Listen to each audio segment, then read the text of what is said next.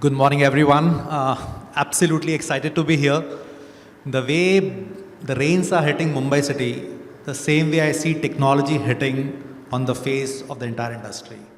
Nothing more relevant topic can be how we see the next decade, 2035, and how tech will help shape, maybe reshape, maybe reimagine the entire industry. I'll set a brief context and then we'll start with the discussion.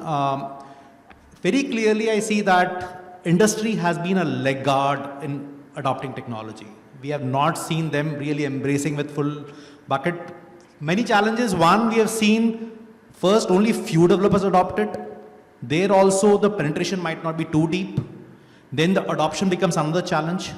So there are multitude of challenges we have seen, but maybe post-COVID we have seen a lot of acceleration from static web pages to dynamic, engaging, interactive web pages to a siloed automation to slightly more integrated ERPs to broken customer journey to maybe a slightly more integrated journey. Now we see Gen AI, co-pilots all on the face. So I think there's a clear transformation shift happening. And I think look to the entire panelist experts to guide us in terms of understand this new technology, how it's going to kind of reshape the entire industry. Is it going to change the operating model? Is it going to change the way we run businesses? Is it going to accelerate our revenue? Is it going to help profitability and so on and so forth?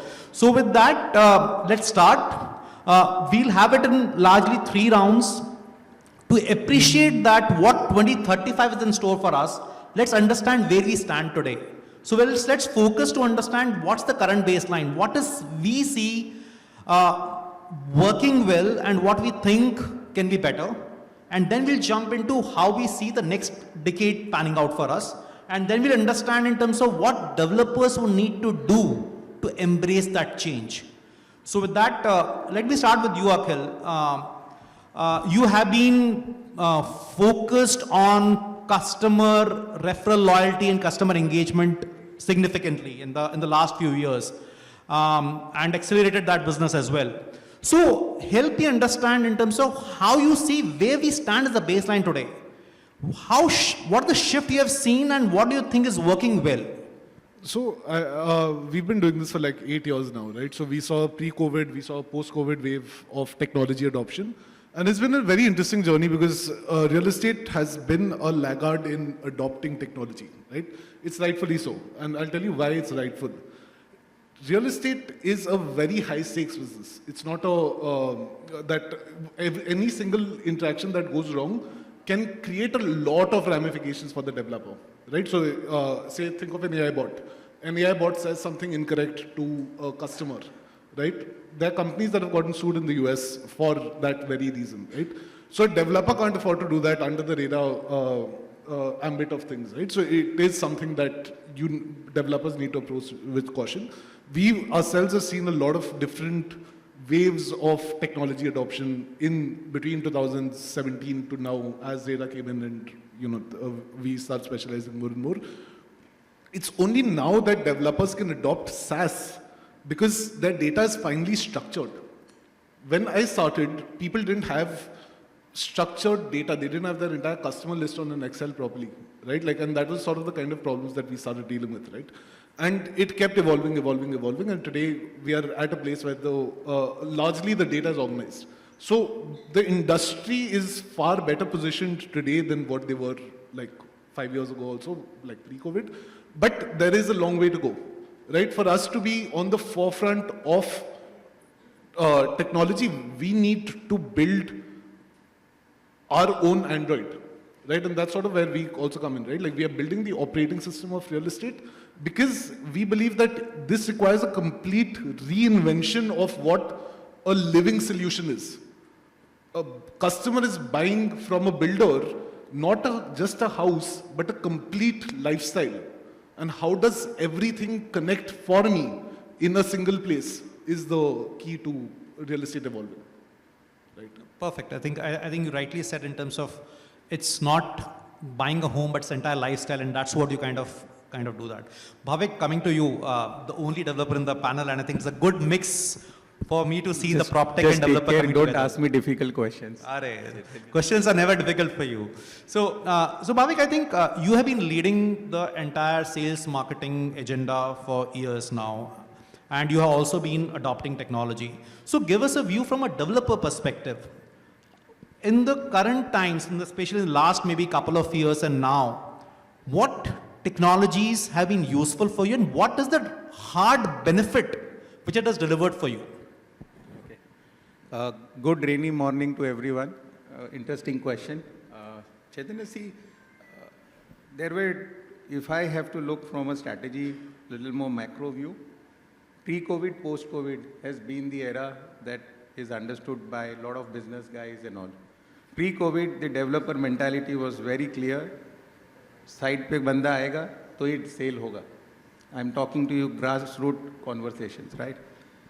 During COVID, the companies were forced, challenged to come up with innovation in tech because you are not able to interact, you are not able to go to that place, and that's where technology changed the whole game. Today, there are asset classes like plotted development. 65 to 70% of the transactions are done when the customer has not even visited the site, and business has happened. Okay, that's one big change because of tech. Second, if you see, initially the tech was used to just put little glamour of tech experience from a sales launch perspective, where they'll have touch surface screens, they'll have a LED screen, they will use lighting, and they will use a stack thing, which is a 3D and walkthrough. What has happened post-COVID is Salesforce has come up with a second version, which is more Edison, which is more AI-enabled, which gives you far more predictive analysis. Second, it also is now working with your backend data to give you predictive analysis, which are far more sharper and far more relevant. For example, I'll give you a live example. We are working on a new category in which we wanted to understand that if he is a customer to me and he has bought 10 years before year in an apartment of 2 BHK with us, how should I target him today? Should I look him and sell an ad for 2 BHK, or I should talk to him about 4 BHK? One. From last 10 years, he has changed 3 organizations. Now his office is in BKC because the organization details are mapped back. And then I can market him the project which is in that micro market rather focusing him on some other location. Third, very important is every life cycle of a customer when he buys. To gone are those days when the customer is to buy once in a lifetime. Now the average age is 27, which means that you buy at least 3 to 4 times. The generation is far more aggressive, optimistic about their growth, and they believe risk taking. So loan at one time people used to think it's very bad, why you are taking. Now people want to leverage with, and a lot of thanks to YouTube and influencer channels also who has said, please take loan, you will be able to leverage. Third most important thing is that from a time when the traditional platforms like your print, outdoor, which was contributing to almost 98%, to in 2010 to 2015, it reduced to almost 80 because digital just started. Digital at that time was social media. So आप LinkedIn पे हो, आप एक Instagram पे hardly कोई page होगा चलेगा, but LinkedIn पे होना ज़रूरी है. Now those platforms are just mandatory given. Now social platform is how your brand is perceived. Tech is now giving opportunity to access to that person, that mindset of that consumer who is giving me a lot more larger impact back apart from being a customer. You have not bought with me, but if I have a great user experience online and where you are able to browse through, you will talk good to him. He will talk good to her. Finally, he will buy and he is my advocate. So what has happened is that it's not necessary with the use of tech that you only have to look at an end user. You can build a larger umbrella which is brand. And that's where I think the future, the tech will play significantly.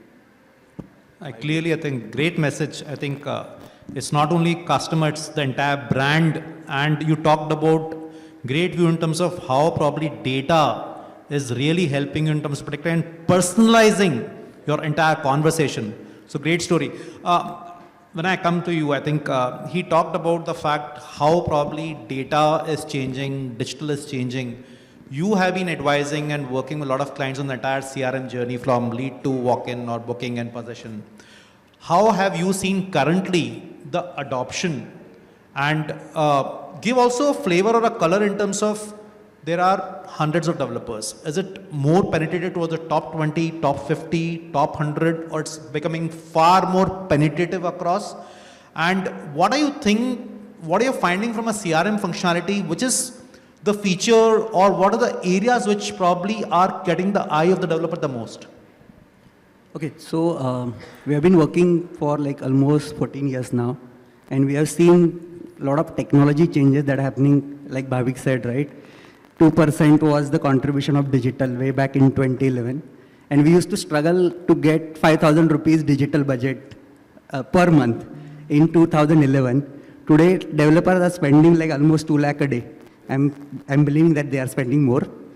So you can see that the acceleration has already happened, right? In terms of how developers are adopting digital technologies. In terms of how much of, which part of it is getting penetrated, I think it is still stuck at more of the pre-sales, getting customer to the site visit, and then it happens on offline. Then they shift back to the paper, right? They start negotiating with the customers, like writing down on the things on the paper. More than that, I think this will also leapfrog in terms of how the adoption will happen, because they will be forced to adopt. So if you look at today, the traction that we are seeing at our end, right? A lot of customers and developers, even the brokers, right? They are asking us about the AI calling bots.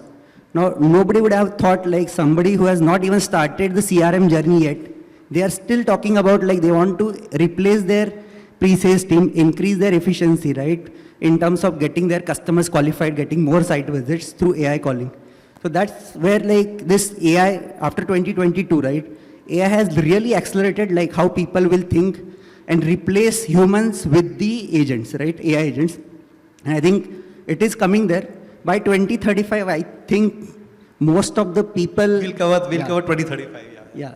So most of the people, if you look at today, they see software as a subscription model, right? SaaS, you call it. We see that like it will truly, it is called as a SaaS, but it was truly a software as a subscription in nature. Truly, it will go to software as a service model, where softwares will start delivering the real value. And they won't be just enabler, but they will be actually be making companies more productive. That's what we see. The developers can adopt more and more technology and make it their processes efficient, like Bhavik said, right? It cannot be just like you can internally also use a lot of AI systems for creative marketing, right? Building brands. You will get to know that like what data points you need to track. That's where like most of the developers today, larger developers are getting into it. Like so Ashwin, Sheth, then Godrej Properties, they already have surpassed that journey of like 0 to 1. Now they are accelerating from 1 to 100. So if I have to tell like if somebody who is in like tier 2 city, a developer, they are getting to a CRM journey now. They are getting to digitize their customer processes. But they will also leapfrog, because today they won't take like 10 years, like all these developers took 10 years from adopting digital to like leapfrogging their journey to AI. These smaller developers will not take that much time.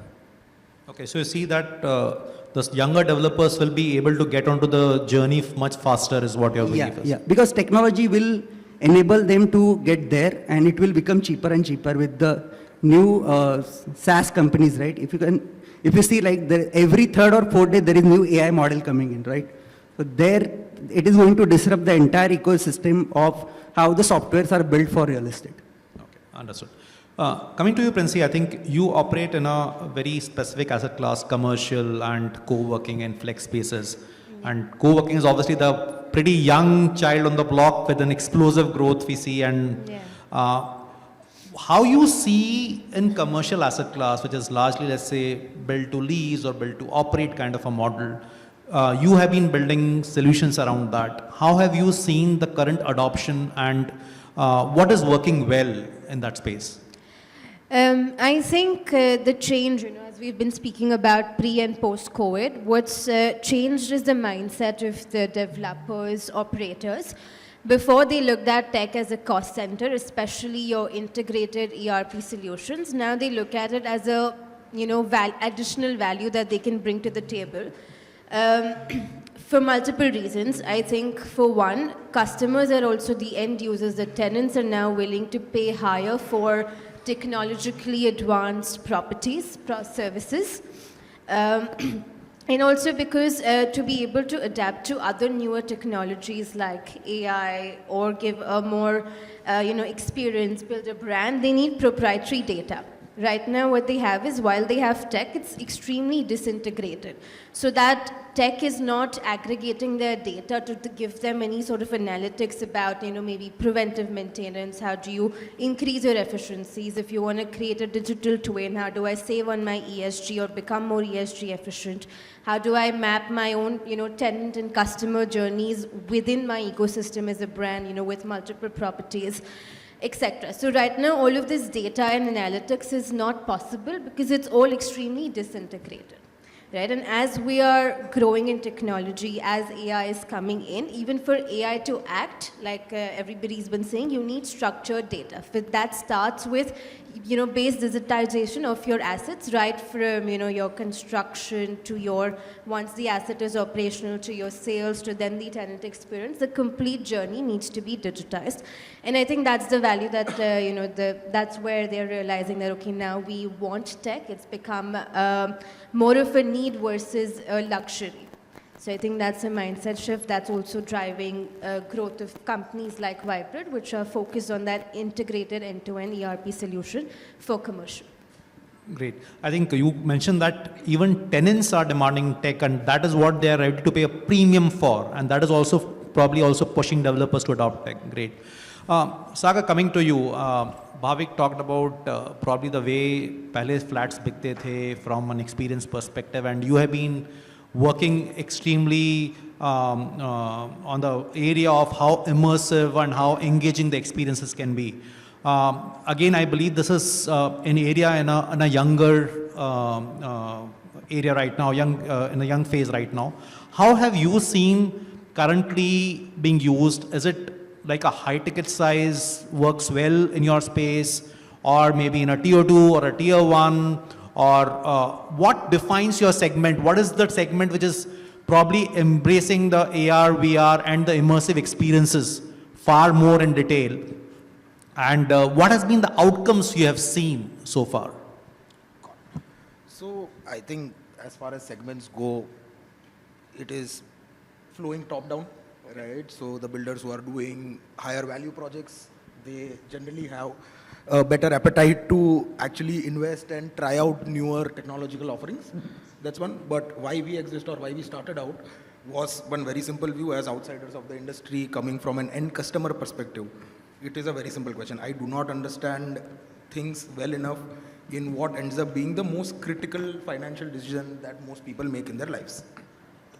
Having said that, when it comes to impact, to what we have been doing, right? First is just better engagement, right? When customers come, as Bhavik talked about, brand building, right? And there are many things that go into it. Each step of the way reinforces the brand. So the improved experience that happens as the first order impact of better engagement and immersion is number one. We believe that in itself, and that's how tech had been for the longest while as far as immersive experiences was concerned, where it was a frill, right? It was a good to have in the larger scheme of things. The true meaning for us that we feel that, now we are on the right path is when decisions can be made better, right? And this happens in two parts, right? So just taking an example, when a builder is able to sell out properties without building model flats, that is when I would consider it to be a true win, right? Similarly, in subsequent projects, as the sales workflows evolve depending on how like the first project with technological adoption gave results, and then you sort of start making it a de facto part of your organization. These are some of the wins in the early days of our journey that we see. The primary one being where the money talks, right? So if someone is reallocating marketing budgets, if someone is deciding to spend more in one kind of experiential setup versus others, I think that's a win.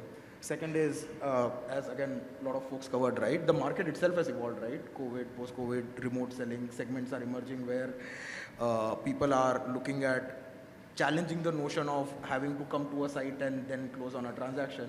So this is where, again, as more immersive technology, because people still want to know. So me not coming to a site does not mean I might not want to know or understand what I'm buying into.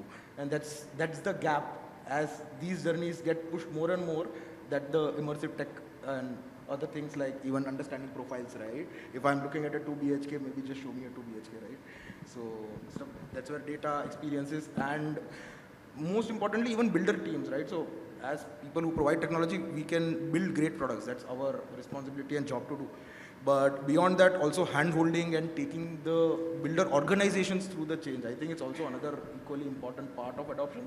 And where we are at is, we are seeing that cycle happening, right? Where if a field level sales operative is asking for a experience for the upcoming project, I think that's a win, right?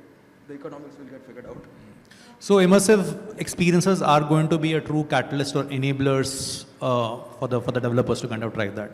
It understood. So I think the key message I'm understanding is the tech is improving, the penetration is improving, the benefits are there. I also see still there are leaders who have taken tech to an extent, and there are people who are yet to kind of catch up. There are some young faces in terms of the way that the industry is adopting tech.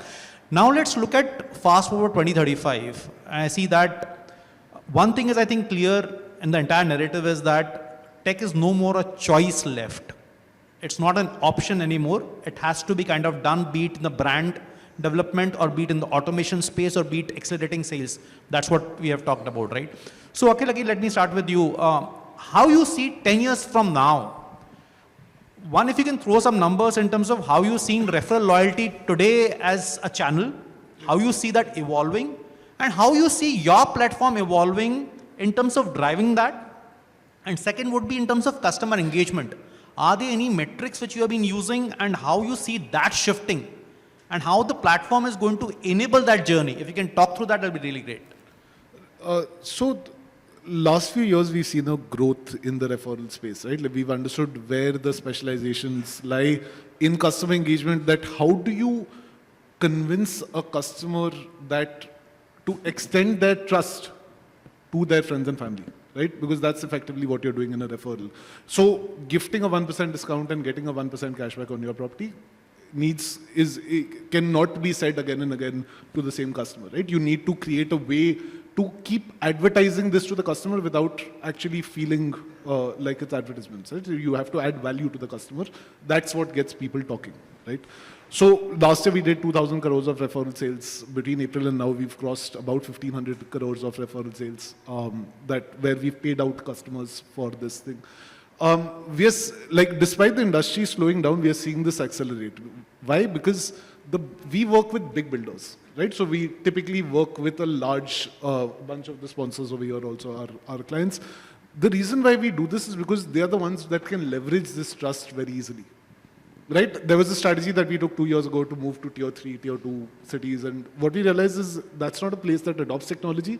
That's not a place where builders have that scale to be able to, penetrate in my segment, right? Now, what's happening in large companies is that I see this becoming a 30% vertical, right? In the next decade, this is going to become it's going to be a precondition to talk to a friend and get a ref check on the builder so that you can get a referral out, right? So far, what we were focusing on was the booking to possession journey, right? So that where the builder was responsible, we take care of the customer. The builder typically didn't want to get into the post-possession journey, right? Now we are seeing a complete shift. See, I'll zoom out a little and give you a little more of my perspective to explain why we are getting into this second part. All of product evolution in real estate has happened by looking inward, right? So we make a better swimming pool, a better gym, a better lobby. It's gotten repetitive, right? Like it's something that is not catching the fancy of a customer that is now looking at buying a 800 square feet, 3 BHK in my area for 5.5 crores in Bombay, right? It's ridiculous, right? Like with tower parking of all things on the planet, right? So if the product is getting objectively worse, right, that my living space is getting objectively worse, are we still solving for the human living experience that I spoke of earlier, right? That you still need to solve for the living experience. Now, what is your living experience? Today, all of us on this panel spend at least 6 hours a day on a screen, right? Phone, laptop, everything put together, TV, 6 hours is the very minimum that's there. The evolution of the living journey is happening all around us. Food gets delivered to us. Cabs come to the bottom of our, below our gate, right? But are buildings adopting to these kind of things, right? So today, if you take a mall, Dipinder Goyal very recently became a delivery boy and had to take deliveries out and realize that one mall, he had to climb up 4 floors to get that delivery, right? So did we look at that external evolution to improve the building design, right? That's the question that developers need to ask. And the next decade is going to get crazy because we are going to see drones become a regular part of everything. We're going to see humanoid robots become a everyday part of our lives. We're going to see AI take over in a lot of different functions that is running my day-to-day, right? If AI is ordering for me, if I'm just saying that, you know what, call for a salad bowl for me, right? If AI is ordering that, how is the building system talking to that the AI bot for that delivery to be smooth and friction-free for me as a user, right? That's going to be the delta, right? If people are living on a screen and developers are still selling an 800 square feet apartment because of all the constraints that obviously exist, we need to make the living experience better for people to keep selling. So living experience is what is going to define the platform tech, and that's the way the developers also need to look at is what your view is, right? Oh, absolutely, right? Like in Bombay, we have a developer, like one of the largest guys, I won't name them, but they're famous for having smaller apartments but larger amenities, right? Understood. Like, so what is it that they're selling? They're selling their brand, they're selling their living experience in their buildings, right? So people make that choice. They are the largest, one of the largest developers in Bombay for a reason, right? Sure, sure. Bhavik, I think we are seeing that tech has already changed the way customers are buying. The data, you talked about prediction, you talked about the way it is impacting brand. 10 years from now, where you see the maximum impact happening of tech? Will it be pre-sales? Will it be sales? Will it be your experience? Would it be your post-sales, your sourcing? Where you see tech really redefining your entire customer journey lifecycle? And maybe a second point would be in terms of the entire customer lifetime value, even post-possession. I think people did talk about post-possession. Is that also going to change from your real estate business model, and how tech is going to help that? So firstly, I see 2035 is future, and all the positive and optimistic people will think it's an exciting period it will be. So for us, I think it will not just impact from sales, pre-sales and all. I'll give you an example, the kind of stuff that we want to actually do. We're partnering with someone soon. So for example, it starts at the land acquisition stage, right? So for us, if I put certain parameters of matrix, for example, if it's not 300 crore profit, I don't want a land parcel. If it's not within the city limit of an hour by drive, then it's not a tick for me. If it does not have the low social infrastructure, it's not a tick for me. The minimum transaction value should not cross more than 500 crore, then it's not tick for me. What it will do is that there are a lot of people who are working on with aggregators who are basically aligning with landowners, JVs, and people who want to sell. They are putting everything on one system. What it does, it gives you like a prop equity, it gives you an access. You put your filters and you exactly get that kind of land parcels available, JD, outright, society redevelopment. So it eases out the entire process rather than going through the whole journey and then finally realizing, oh, this doesn't work because the guy is asking an outright and you're looking for JV. That's one. Second, from there you go to product development, which is designing, right? So today, what happens, we rely on a lot of data which is past. And yes, you should have past data, but past doesn't predict future. Trends change and suddenly you realize there was a wave of affordable housing in India promoted by the government. I have not seen in the last 4 or 5 years anything affordable happening. In fact, pre-COVID, the average age was 500 square feet. Now the average carpet area is 850. People are looking for 3 and 4. 1 BHK, I don't know when I have last seen the ad which was the big bumper. It's all 2, 3, 4, larger area, larger carpet areas and all. So if you are able to put those inputs and it predicts you to saying that in this micro market where you are planning to buy a land parcel, This is the migration that has happened. This is the industries that is moving up. This is the kind of lifestyle connectivities that the hub from here to that place, like BKC and Nerul example, then you should know that it is beyond this particular thing. And it reflects the typology that will work for you and the area configuration. So it eases out the pressure from the developer because it's not just looking at past. Because past was built 5 years before planning was done. And 1 year delay, so 6 years before, the whole cycle has changed. Now what you're seeing, so it gives you far more predictability in product designing. A lot of times what happened is the builder, it was more seller's market. Now it's buyer's market, right? So if you are going to give what the consumer is looking at with the infra and development, like Atal said to happen, it connectivity to the other part of the world is easy. I realized last time it used to take me 3.5 hours to go to a hill station. Now it takes 2 hours. So now the person is willing to spend that, and hence plotted development, villa, second home, farmhouses is taking big in a lot of parts of the country.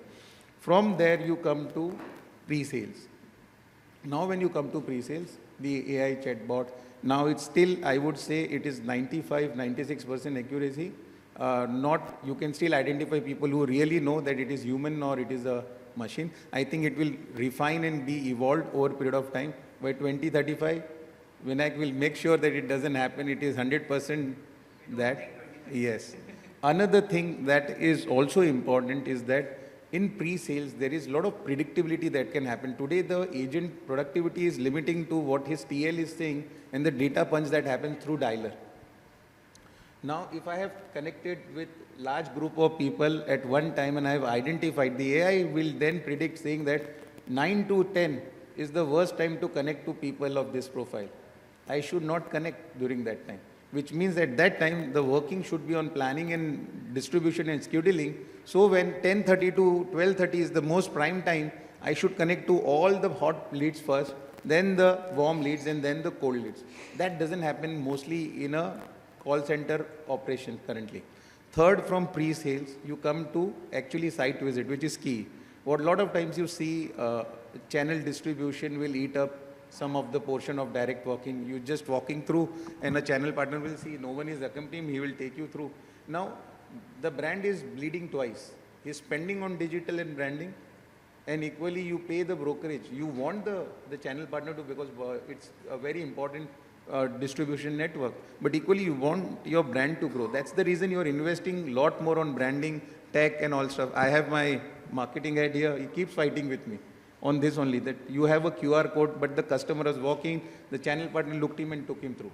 So a lot of tech like QR code system is there, and SMS goes to the customer, the SMS comes to the GRE. There is the intervention of manipulation. We have tried to eradicate through tech, right?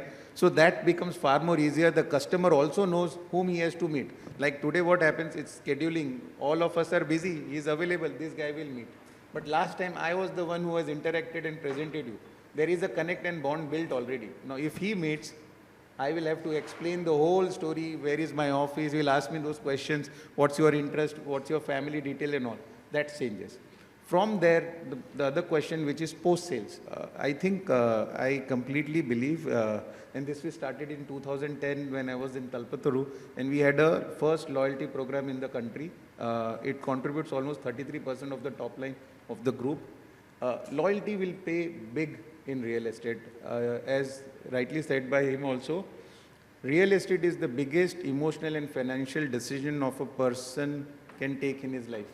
Whether it is Ambani's or whether it is Trump or whether it is a common man. You buy a watch and you don't like it, you will not use it. You buy a phone and you don't like, you will sell it and then use it. You buy a home, you don't buy a home for yourself, but you buy a home for your kids, wife, parents, everyone. One wrong decision can impact the larger life cycle, and you can't say, it's okay, I bought it, I will not live in this now, I'll take another loan and buy another apartment because this decision was wrong. If a tech in post-possession allows the customer's experience, because he was promised and made to believe as king in the pre-sales process, right? But once the sale happens, the ball drops actually. Good brands who have understood the power of loyalty, they basically look at post-sales really well because of 3 reasons. One, he referenced. All of us are people of parcel of network. I know you, I'm talking that I'm looking at this brand and you said, no boss, I had a bad experience, I think you should not consider it. Because your suggestion is valuable to me, it will put a dilemma in my mind whether to buy with that brand.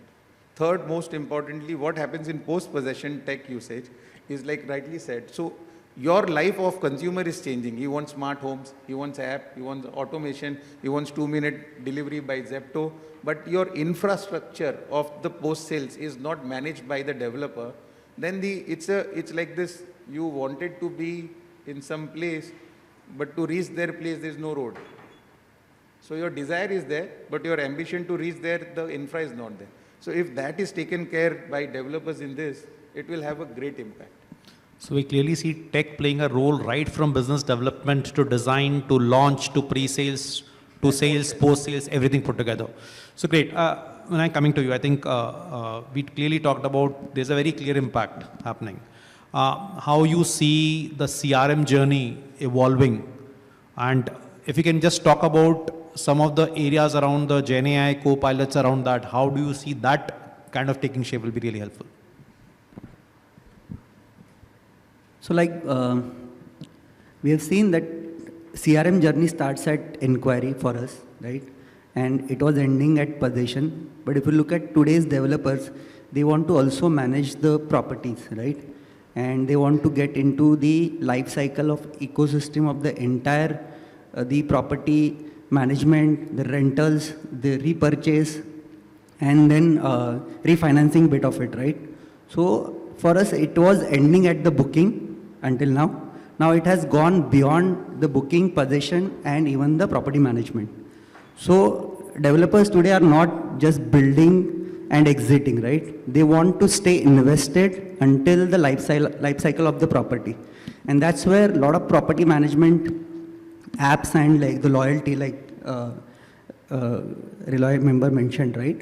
So that's where like the entire end-to-end management, developers will start this as a consumer brand and not just like a builder, build and exit, right? Today, if you look at most of the builders, their target is to build and exit, then like acquire a new land, right?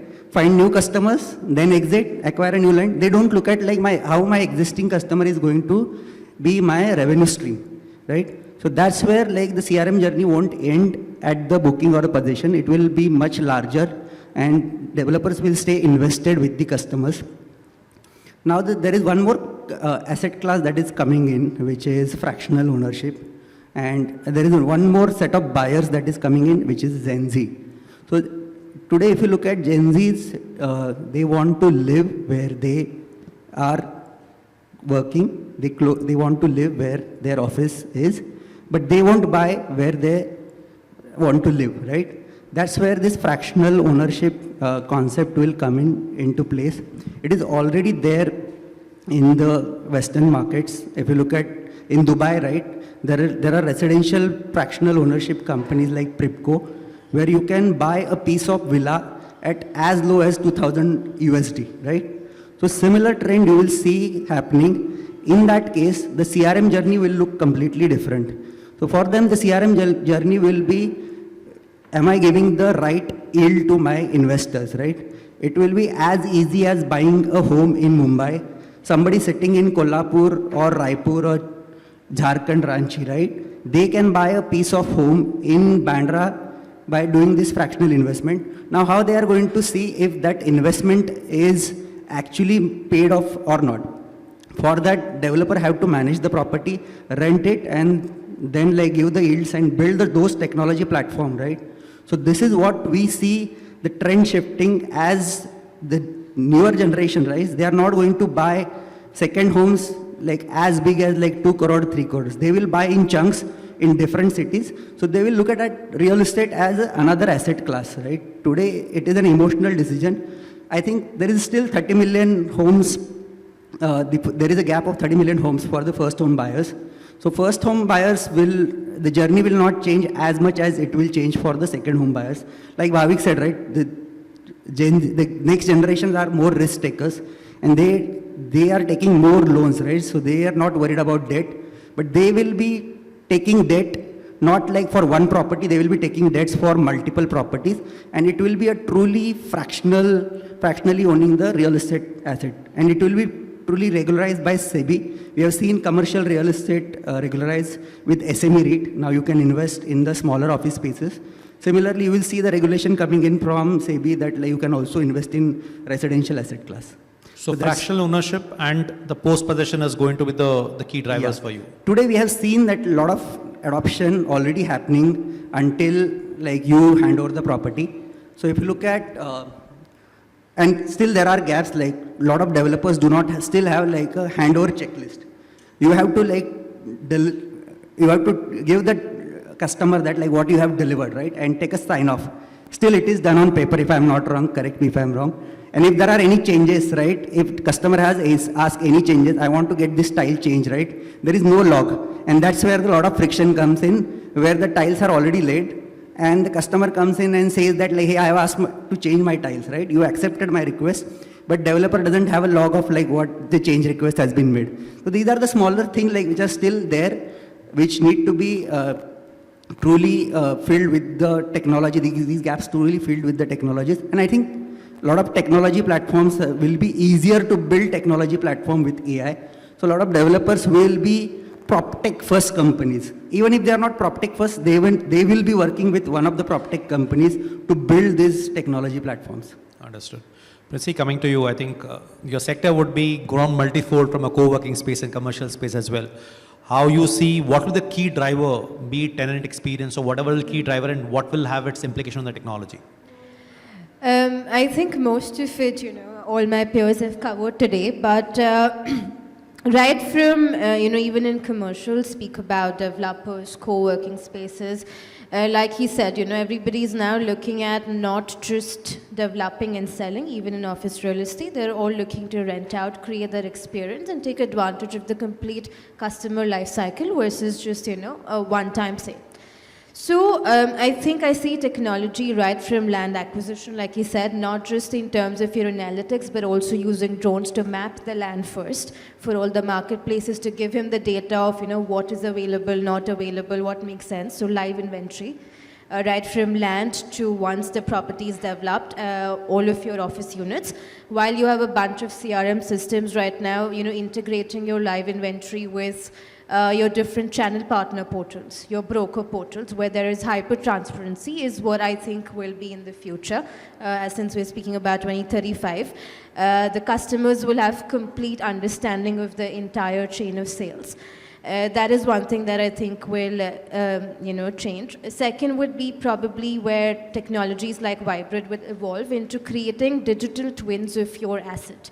Right, where you're able to monitor everything that's happening once an asset is operational, right from your sales to your energy efficiency, to your tenants, to your guests, to everything, right? So you need digital twins, which will then give you use cases like to be able to give data to things like fractional ownership, or, so you need that base. So that is where I think a second evolvement will happen, which will really change the game across the industry, commercial, residential, all asset classes within real estate. Actually, I think the transparency and trust is what is going to kind of be the key driver for you. So, Sagar, 2035, immersive experience, do you think they will have to make show flat, or do you think it's, because it's still believed there's what Bhavik said, it's still an emotional touch at the end of the day, at least where you're buying, at least in India. How you see that changing and how you see immersive experiences evolving? I will say something a little bit out there. I think I personally hate it, and I believe if things were to go in the way I see it, at least as end customers are getting more demanding, there is a need for more agency. There is already a generational shift, right? Millennials are now more in the purchasing segment compared to what used to be 5 to 10 years ago, and then Gen Z, etc., coming in. One view would be, this is an artist's representation, the end result will differ. I really hope by 2035 we get rid of it, where I think most of the panel already covered, and I feel like I'm summarizing now, but customers will demand more. Builders, I don't believe I am in any spot to advise builders how to run their business, but from what I understand, they are very versatile. They will follow the market because that's what good business sensibility requires, and the market getting more demanding with all these technological pieces coming in. I think buyers will get, like today sales, like brand building is important because sales happen on trust. But let's be real, right? It happens on trust because we cannot guarantee a bunch of things that happen underneath, right? And we'll probably cover it in your next segment when we talk about challenges leading up to 2035. But that is probably the utopia in real estate that I would hope for. And, you know, as builders in this space, that's what at least we would focus on and try to find the right partners to sort of build our way towards that. So no artist impression is what we would want to look at 2035. Absolutely. Chaitanya, but just to add to, I think immersive experience will definitely be there. It will grow for two reasons. One, it will be a combination of tech and your hardscape and to see. But what it does, you know, that when there is a lot of competition and everyone is going to talk the same language, there needs to be a differentiator. I think the immersive experience will make 50% of the consumer mind skewed towards your decision-making process for your project. Because when there is the same location, same connectivity, same amenities, same pool, same club, and a cat brand, there is a reason someone goes ahead for something else. And that's where I think immersive will definitely play. It will get lot of positive cues from the consumer of the family who is not the end user, who is end user but not the decision maker. So that way, immersive will definitely will be. So I think given the time, very quickly we want to understand from each one of you, we talked about a lot of trust, transparency, build, and automation happening by technologies. What does that developer need to evolve to embrace this? We said it's no more a choice. We clearly see disruption is there. We clearly see a lot of changes happening because of the environment is also changing. But what is that developer? We still believe that their adoption is not that great. So what do you think will be the key trait which developers need to think through to embrace this technology? And second would be, what are the changes in the operating model which you foresee? So is it like no pre-sales team, no CRM team, no marketing team? Is that the future looking like? So we can just throw some light, Akhil. Yeah. I think everyone on the panel has spoken about hyper-personalization in their own shapes and forms, that every customer is going to be looking at this, right? Now, all of this, the fundamental need for this is customer intelligence, right? That predicates any of these things coming through. The problem is that they don't talk to customers. Like, I mean, I'm putting it very bluntly. Like, when I started this journey, right? Like, I was shocked to know that builders don't talk to customers after 10% is received. Like, you elevate them to a king during the sale process, and then you just drop the ball and stop talking to customers. The only outreach is demand, raise where, paisa do, right? Like, which is not a great customer experience. Now, think of it this way from the customer standpoint, right? The customers approach this with an emotional, it's an emotional purchase for the customer, right? Like as Bhavik also spoke earlier. For the builder, it's a mechanical sale.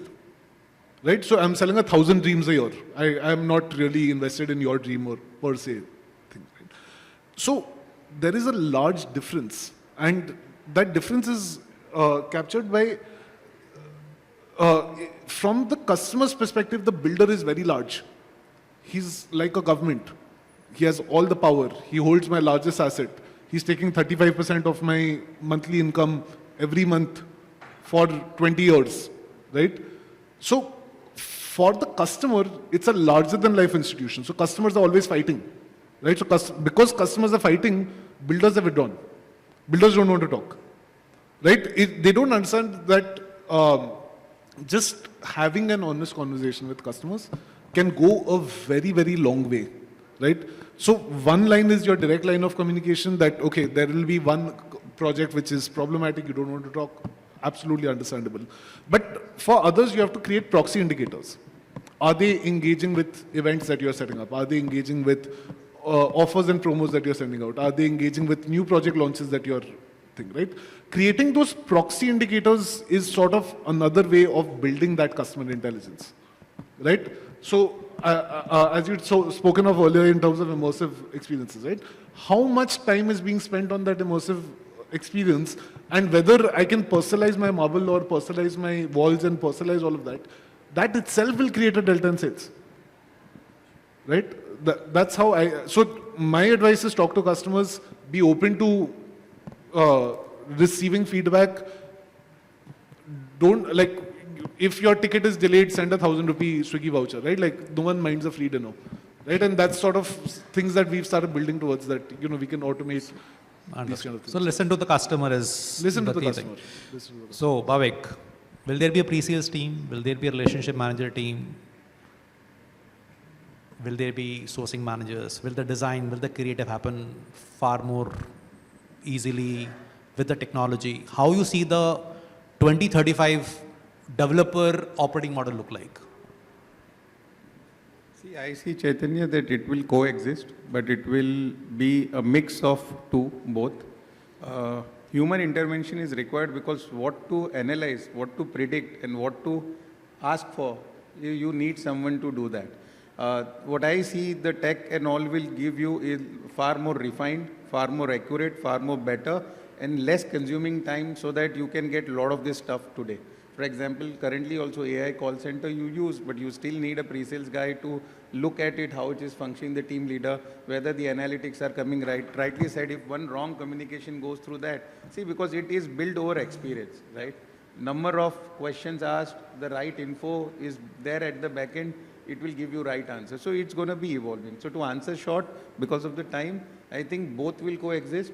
The life of the person who's going to manage it will become easier because of the far more use of tech platform, and someone as a brand developer who is ambitious, who is growth mind oriented, and who thinks that, you know, by no choice or by choice. When you do it by choice, you get a lot of satisfaction, but then you do by no choice, you can only enjoy the ride. Okay, Vinayak, how you see the spend happening on technology changing from today to 2035? Since we said that a lot is changing, a lot is going to happen. So how because the tech spend has not been very high, how do you see that changing? So I think currently real estate, if you look at the revenue to tech spend is around 0.4 to 0.5%, if I'm not wrong. And that will accelerate. It is not going to add up to the spend, it will replace some of the human capital spend, like Bhavik mentioned. So you will need more thinkers in your team than doers, and this doers work will be done by AI. So if you have, let's say, a 100-member pre-sales team for a large developer, you will probably need only 10 who are monitoring, changing the scripts and analyzing what's happening. 90 will get replaced by AI. We have seen almost 70% reduction with our AI calling bots in the cost, and the time to scale, like time to train, is like literally 1 second or 2 seconds, right? You just need to scale up the number of bots that you want to like deploy. It is scale up, scale down, right? It is, you don't need gig workers and all. So there is definitely going to be adoption challenge, but that is not going to be a technology challenge. It will be a mindset challenge by the developer. So mindset challenge, and he's saying 90% reduction in the... And that's where, like, so the mindset challenge can also be solved, like showing the ROI, right? Absolutely. If the developer sees that, like, I'm getting 70% cost reduction, right, without, like with technology deployment, they will definitely want to see it in action. At least they will experiment it. Now today, if you look at all the AI calling bots, right, nobody has shown the real value, right? These are all experimental. And in 6 months, you will see the acceleration happening where a lot of pre-sales team actually getting replaced with these bots. Okay. So very bold prediction, Vinayak. And so Princy, any final comments or thoughts in terms of, again, 2035 developer perspective and the shift happening there? I think currently there's a little bit of inertia, as you know, the generations in leaderships are changing from maybe boomers and millennials to Gen Z. However, like he correctly said, as there is more and more tech adoption happening and more data which is proving the value of, you know, the spend, or, you know, giving you a particular ROI, I think more and more people are becoming open to it. And also, I think eventually all the spend on tech will get passed on or gets passed on to the tenant in some capacity, and as the behavior patterns of the tenants are changing, where they're willing to pay a premium for the experience, you know, they're not just paying for square footage anymore, they're paying for the whole lifestyle, like we spoke earlier. So with all those changes coming in, I think the adoption is, you know, deemed to increase, and I don't see a big challenge in technology adoption across the chain as we move towards 2035. You see it's a easier journey going ahead. Great. From now. Yeah, okay. Sagar, final comments and any change in operating model, especially from a buying, which you see, purely from an operating model perspective. So efficiencies would be the first, right? Wherever you have human cost, team cost, that's going to come down because as folks talked about, right, there'll be thinkers, there'll be doers, AI will start taking the doers part. I think, but beyond just the mindset change, I think there are going to be external factors also that need to come in, like the visionary folks, and today itself, right, we don't even need to talk about 2035. Folks are doing things that might become mainstream in 2035, but today it is a niche, right? It's an experiment that someone adventurous is trying to take on. So that pull is already there, right? And I think that will continue. ROI is the one thing that will probably cement things, saying that, okay, let's now make this a practice because ROI has proven it. We had a belief, now we have proven it, we have positive ROI, so it gets cemented as practice. But I also feel that there is going to be a push from the bottom, and that has to come from regulators. Like RERA came in a bit too late, but it brought trust back into the industry, right? But today, what RERA regulations are, I feel when we think from a 2035 perspective, are very limited, right? And I'm not saying it needs to force builders to operate in a certain way, right? I think it's how does a customer's trust not get eroded, and you know, how can a builder plan better, and how can there be more outward in maybe aspect to planning coming in. So the visionaries are already pulling, they're not waiting for 2035. But I think as a market overall, the real push will probably also come from the bottom when regulators start requiring that, you know, certain standards and commitments are sort of defined and honored. So regulators, market change, everything is going to kind of drive that. The key, I think, is we are all saying that it's going to be there and it's only going to drive profitability at the end of the day. Thank you very much. We took time slightly more. Thank you very much for the panel for the discussion. Thank you. Thank you. Ladies and gentlemen, a big, mighty round of applause. May I also invite, as our panelists are here with us on stage, Dr. Advocate Harshul Savla to please join us and help us in giving a token of appreciation to all our eminent panelists. Let's give Dr. Advocate Harshul Savla a warm round of applause as we welcome him on stage. And of course, allow us an opportunity to now present the token of appreciation, starting with Akhil Saraf. Akhil, if you can just step forward, allow us an opportunity of a picture together. Let's give them a big round of applause, ladies and gentlemen. Thank you so much, Akhil, for joining us today. May I request Bhavik? Bhavik, thank you so much for your valuable inputs. Bhavik, Bhandari, everyone. Let's give him a big round of applause. Akhil, please stay with us on stage as we'd like a photograph at the end. We'd also like to thank Princy Goyal. Princy, thank you so much. Let's give our lady a big round of applause. Thank you so much, Sagar. Thank you for joining in. Mr. Sagar Patel, everyone.